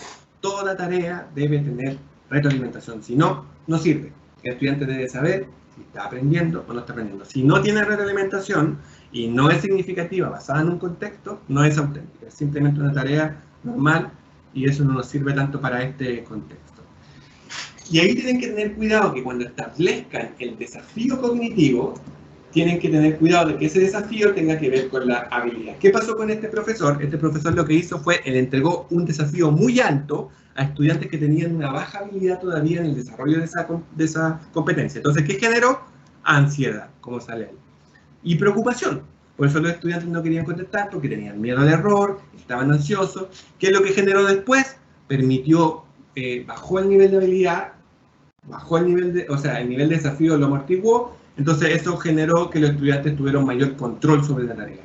Cuando el estudiante tiene mayor control sobre la tarea, genera mayor flujo, lo que este autor llama el estado de flujo, o el estado de flow, ¿ya? Que finalmente lo que genera es que el estudiante percibe un cierto control sobre la tarea, y eso genera que el estudiante se involucra y genera una vinculación emocional con la tarea, ¿ya? Entonces siempre hay que tener ojo con... Pues tiene que ser la pregunta cuando estén estableciendo el desafío cognitivo, hasta qué punto ese desafío cognitivo tiene que ver o está alineado, como decían los profesores recién y la profesora, con el nivel de desarrollo que el estudiante tiene en el proceso de enseñanza-aprendizaje. Por ejemplo, algunos ejemplos de tareas auténticas que se pueden utilizar. Por ejemplo, realizar una experimentación, ensayo y error, método científico, resolver problemas, por ejemplo. Una muy buena tarea auténtica. Organizar un evento, aunque sea algo online, no importa, una exposición, una presentación al público. Yo veía un colegio, justamente en Colombia, en Cali, un colegio, por ejemplo, que los viernes los estudiantes presentaban a los papás en una videollamada resultados de sus cursos. Los estudiantes tenían que hacer como una presentación de algunos resultados y los papás veían y obviamente era una jornada así como también para el tema de socioemocional, porque obviamente estamos todos desconectados, todos en nuestras casas o algunos en cuarentena, entonces era una instancia de desarrollo socioemocional, pero a la vez era una instancia que el estudiante estaba motivado en hacer su tarea, porque sabía que el viernes se la tenía que presentar a los papás en esta videollamada. Escribir un texto, por ejemplo, que pueda publicarse, hacer un diario online en el colegio y que los estudiantes, por ejemplo, que están en lenguaje puedan poner sus trabajos, realizar un experimento social, debatir, por ejemplo, problemáticas reales, realizar un proyecto, crear una obra, prototipar una solución, realizar una ponencia sobre un tema, una simulación o demostración, un compendio, por ejemplo, de trabajos por medio de lo que se denomina el portafolio, presentaciones públicas, como hablábamos recién, estudio, análisis de casos, intervención con actores externos, invitar, por ejemplo, en un trabajo que sea evaluado por un invitado, y el invitado además aproveche y conversar con los estudiantes, etc. Entonces, ese tipo de actividades promueven mucho más un desafío cognitivo y pueden generar mayor contextualización que actividades más tradicionales como una guía o ese tipo, ¿ya? O que tengan que ver más con el manejo de conceptos más que con el desarrollo de habilidades, ¿ya? Y es importante ahí, en el último paso, definir las evaluaciones y su formato. La manera tradicional que tenemos de evaluar es la que mostramos ahí. O sea, hay una evaluación siempre diagnóstica, un proceso de aprendizaje y una evaluación sumativa. Después hay una calificación, en Chile del 1 al 7, y luego se identifican brechas y rendimiento. Pero ¿cuál es el problema que yo tengo cuando evalúo de esta manera en un contexto híbrido? que se genera una especie de caja negra. Yo no sé qué pasa en el proceso hasta que hago la evaluación sumativa, ¿ya? Que por lo general la evaluación es una heteroevaluación, o sea, la hace el mismo profesor. Entonces, yo no sé si mis estudiantes están aprendiendo hasta que llegue la evaluación sumativa, que de repente ese proceso de aprendizaje puede pasar, por ejemplo, un mes. O sea, pasa un mes sin saber si mis estudiantes están o no aprendiendo. Y por eso es importante generar un proceso de este tipo de evaluación, ¿ya? El tipo de evaluación o el instrumento de evaluación va a depender de lo que ustedes mejor manejen. Puede ser un reporte, una prueba, un ejercicio, una presentación, un test, una prueba de completación, una prueba de desarrollo, una presentación oral. Ahí va a depender de cómo ustedes estimen las mejores herramientas para su curso. Pero la idea es ocupar evaluación formativa. O sea, que yo tenga muchas instancias previas a la calificación de poder ver o verificar si el estudiante o no está aprendiendo, ¿ya? Obviamente, no es muy fácil muchas veces que el estudiante esté recurrentemente contestando actividades, pero es mejor hacer varias actividades y tener muchos insumos a dejar este vacío en que yo no sé nada hasta la evaluación sumativa. Además, el estudiante puede ir generando oportunidades de aprendizaje real. Una oportunidad de aprendizaje solo es una oportunidad si el estudiante sabe por qué es correcto o incorrecto. Una nota, una calificación no es una oportunidad de aprendizaje. Una oportunidad de aprendizaje, por ejemplo, entregar un ejercicio y saber por qué te equivocaste y qué tienes que hacer para mejorar. Y para hacer eso tenemos que tener recurrentemente oportunidades de seguimiento y monitoreo a través de evaluación formativa, ¿ya? No utilizar evaluación formativa en este contexto es bastante peligroso porque lo que genera es que el profesor o profesora trabaje de manera ciegamente. O sea, no sabe cómo están sus... Y además, como hay muchos espacios donde hay trabajo remoto, quizá el estudiante está totalmente desconectado del proceso, no ha aprendido nada y no tengo absolutamente idea de lo que está pasando. Entonces yo tengo que ir a hacer eso. Y también los reforzamientos o la retroalimentación me va sirviendo también a mí para saber si están dominando el objetivo de aprendizaje o no y generar modificaciones. Me estoy dando cuenta que este objetivo le está costando más, entonces yo me detengo un poco, vuelvo a reforzar y avanzo al siguiente objetivo o avanzo a la siguiente habilidad. Si no, yo voy a generar lo mismo que le pasa al profesor. Voy a ir avanzando, poniendo habilidades y el nivel del desarrollo del estudiante va mucho más atrás. Entonces, en este espacio se generan las oportunidades de aprendizaje. La calificación final no es la oportunidad de aprendizaje. La oportunidad de aprendizaje se da y el aprendizaje significativo se da en esta serie de ciclos. Si me preguntasen cuántos ciclos los recomienda, por ejemplo, para una unidad, por ejemplo, si yo tengo una unidad que tiene una evaluación sumativa final y una nota de las 3 notas que tengo que poner en el curso, ¿cuántos ciclos de retroalimentación debéis hacer? Al menos 2, como mínimo.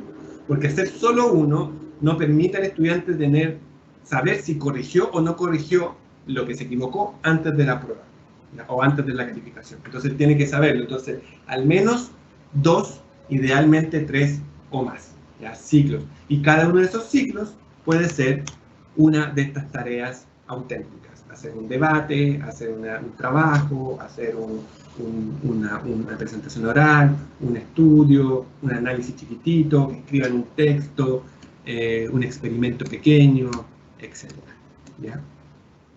¿Cómo evalúo una oportunidad de aprendizaje auténtica? Primero, la evaluación tiene que estar integrada al proceso. Traten de evitar en estos contextos híbridos evaluaciones de hito. ¿Qué es una evaluación de hito? Es una evaluación que cierra el proceso, ¿ya? Como si estuviese desconectada. Entonces hay que tener ojo con eso. Ya requiere establecer oportunidades de aprendizaje donde se resuelvan tareas auténticas y reales. Estudiantes poseen un rol protagónico en la evaluación. Y la idea es ocupar también coevaluación y autoevaluación. Y finalmente también evaluar efectivamente lo que yo he dado la oportunidad de aprender. El estudiante reconoce con claridad cómo será evaluado y qué se espera de él. Una retroalimentación genuina de calidad. Evidencia evaluativa se debe levantar de múltiples y variadas fuentes. Y por último, ocupar la evaluación formativa de manera exhaustiva, ¿ya? Eso en general ha sido la presentación. Yo sé que es mucha información. pero he tratado de entregarle una serie de recomendaciones, herramientas, una serie de indicaciones para poder de alguna manera generar un proceso de planificación bajo este contexto híbrido de mejor manera posible. Como les comentaba al principio, estas sugerencias son más bien, son recomendaciones, muchas de ellas son sugerencias, entonces ustedes son los mejores o los más calificados para poder después ver qué cosas les sirven o no les sirven al contexto. Como les decía inicialmente, la mayoría de las cosas que yo les mostré acá son cosas que yo he ido trabajando con profesores y profesoras de diferentes lugares y han funcionado relativamente bien dentro de la contingencia, que es bastante compleja. Entonces, pero sí, los profesores y profesoras lo han aplicado de diferentes formas. Entonces, la idea es clave. Pero lo clave siempre, ojo, el análisis de los objetivos de aprendizaje, el análisis de las habilidades que hay que desarrollar, cómo yo ordeno y después priorizo en base a habilidades, ¿ya? De cómo yo ordeno las habilidades terminales, cómo yo voy desarrollando un proceso progresivo, cómo genero una sola planificación que tenga espacios presenciales y no presenciales, así no tengo que armar una nueva. El tema de no gastar tanto tiempo en los recursos de aprendizaje o en las didácticas concretas, sino que gastar más tiempo en el análisis del objetivo y después ir transformando eso en recursos. Ocupar oportunidades auténticas de aprendizaje a través de tareas auténticas, de tareas que generen desafíos cognitivos, utilizando una conversación pedagógica guiada por medio de preguntas y preguntas que sean ordenadas, no cualquier pregunta sirve, recuerden, sino que tienen que ir en base a la progresión, al que me permitan a mí como profesor mediar ese proceso y desarrollar no solo los objetivos de aprendizaje, sino que también los aspectos socioemocionales. O sea, por ejemplo, haciendo una pregunta respecto a que esa mediación también tiene que ser socioemocional. O sea, por ejemplo, y uno puede decir, ¿eso quiere decir trabajar solo con las emociones? No, también tiene que ver con el proceso pedagógico. Si yo, por ejemplo, en un contexto de pandemia como el que vivimos actualmente, le envío preguntas complejas al estudiante que no es capaz de resolver porque todavía no tiene el nivel, ese estudiante lo frustro, lo asusto, le genero ansiedad, ¿ya? Y eso es ir en contra del desarrollo socioemocional que ese estudiante tiene que tener, porque además de estar en una situación de pandemia, muchas veces de encierro, está asustado pensando que no está aprendiendo nada, cuando no es que no está aprendiendo, sino que se están ocupando herramientas que no son las más adecuadas para el contexto que está. Entonces el desarrollo socioemocional no es solo espacio para que el estudiante pueda hacer, conversar de lo que está pasando, sino que también generar un proceso que sea tingente a el contexto que está viviendo el estudiante para que él se sienta también motivado, tranquilo y feliz con el proceso que está viviendo y no que el aprendizaje se vuelva en un estresor más de este proceso. Y ojo, la evaluación, siempre ocupar la evaluación formativa, porque es la mejor herramienta en este elemento y que se generen estos ciclos, al menos unos 2 o 3 ciclos de evaluación formativa, para que ustedes como profesores les permitan saber claramente si están evaluando bien o no, o si los estudiantes están efectivamente avanzando, ¿no? Y levantar evidencia desde esto. Patricia, no sé si hay preguntas en los últimos minutitos que nos quedan, comentarios. Cristian, muchísimas gracias. Pues te cuento que el chat ha estado muy movido, muy en tono conversación. Se han dado unas conversaciones muy interesantes entre los maestros y maestras que nos han acompañado el día de hoy. El tema de la evaluación ha sido allí, el tema de cómo conocer en estos espacios virtuales esos intereses de los estudiantes. Hay una conversación de aprovechar, por ejemplo, estos primeros días de interacción para poder conocer esos intereses y esos intereses, esas necesidades que tienen nuestros estudiantes, ese diagnóstico inicial, pero como te digo, en general se dio allí una conversación entre los profes a partir de esos tips y esas sugerencias que nos venías dando. Rafael, por ejemplo, nos dice, no comprendí muy bien el concepto de aula invertida. Rafael, en la Semana de Desarrollo Institucional del año pasado, en junio, hicimos un taller dedicado únicamente a el tema de el aula invertida. Entonces, si entras a Red Académica, puedes buscar el diferido del taller de aula invertida y podrás comprender un poquito mejor este concepto. Sin embargo, recuerden que a través de nuestra página de Facebook, del portal educativo Red Académica, a través de nuestro Twitter, ustedes nos pueden dejar sus comentarios sobre esos temas, sobre los que quieren saber más, sobre los que quieren que planeemos más conversatorios. Esto es una primera conversación a propósito del inicio de nuestro año escolar, pero lo seguiremos acompañando a través de Aprende en Casa con activaciones digitales de este tipo en el que podamos seguir construyendo propuestas pedagógicas para estos escenarios de aprendizaje mixtos. Este taller también va a quedar en diferido. Si ustedes quieren volver a él, dar pausa en una parte en particular, analizar mucho mejor alguna de esas diapositivas en las que Cristian nos organizó esto que nos acaba de decir, lo van a encontrar hoy al finalizar el día. Ya pueden consultar el diferido, compartirlo con sus compañeros que no se pudieron conectar para seguir analizando lo que allí se dijo. De por sí, Cristian, muchísimas gracias, comentarios muy positivos en el chat a partir de tu intervención, nos dejaste con cositas ahí que nos van a rondar un buen rato en la cabeza de cómo aterrizarlas en este proceso que estamos iniciando. En general, muy buenos comentarios a todos los colegios que nos acompañaron. Muchas gracias. Como les digo, importante que puedan dejarnos sus comentarios, bien sea a través de este chat o a través de nuestra página de Facebook de Red Académica, para que cada vez les tengamos intervenciones, talleres, propuestas de conversación mucho más pertinentes para sus intereses. Por parte de la Dirección de Ciencias nos despedimos de este primer espacio que los acompañamos, que ayudamos a mediar. Cristian, muchísimas gracias por conectarte desde Chile y esperamos tenerte también en un próximo espacio para seguir conversando. No, muchas gracias a ustedes por la invitación, muy feliz de compartir con ustedes y si los profesores se quieren contactar a futuro porque de repente estoy también en otras actividades, solo muy rápidamente,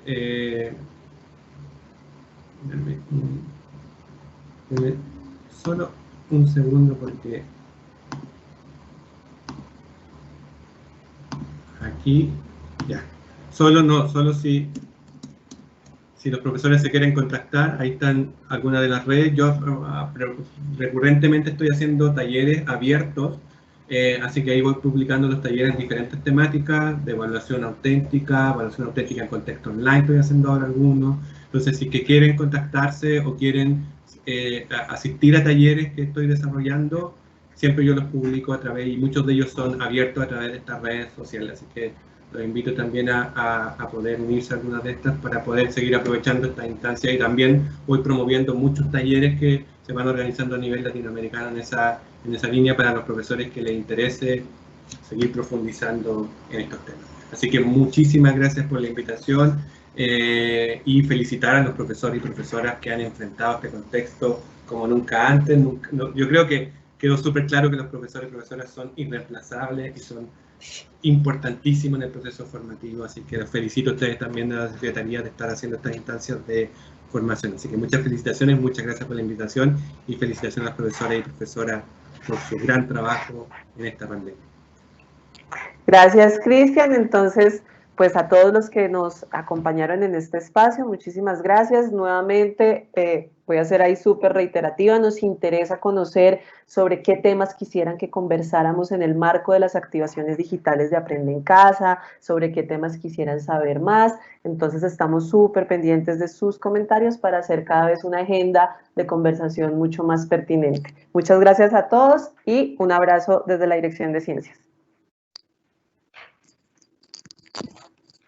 Bueno, Patricia y Cristian, mil gracias por generar este espacio de encuentro que, como han mencionado en el chat nuestros y nuestras participantes, ha sido bien interesante, en tanto nos está planteando reflexiones sobre elementos muy concretos y prácticos que nos ha permitido un nivel de interacción bien interesante. Mil gracias también por cada una de esas participaciones, por la generosidad de compartir también las experiencias, queridos maestros y maestras que están participando en el espacio, también esas inquietudes que tenemos y esas incertidumbres que muchas veces tenemos en esta práctica que estamos desarrollando y particularmente en este contexto pues muy retador que estamos afrontando. Entonces, creo que ha sido una conversación bastante enriquecedora, muy centrada en reflexiones sobre el quehacer y sobre la práctica con unas herramientas muy concretas que seguramente van a van a ser bien interesantes para luego retomar o para compartir con otros y otras colegas. Entonces aquí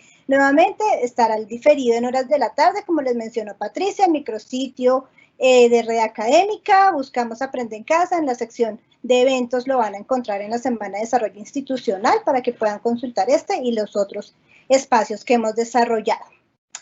Sin más, les recuerdo diligenciar el instrumento de asistencia y también hacer una mención especial a aquellas instituciones educativas y también a aquellos y aquellas participantes que han mantenido una participación muy constante. Gracias porque además han estado ahí siempre también con sus aportes, enriqueciendo cada uno de estos diálogos que hemos venido trabajando. Ha sido un gusto compartir este espacio con ustedes. Los esperamos de nuevo en la tarde.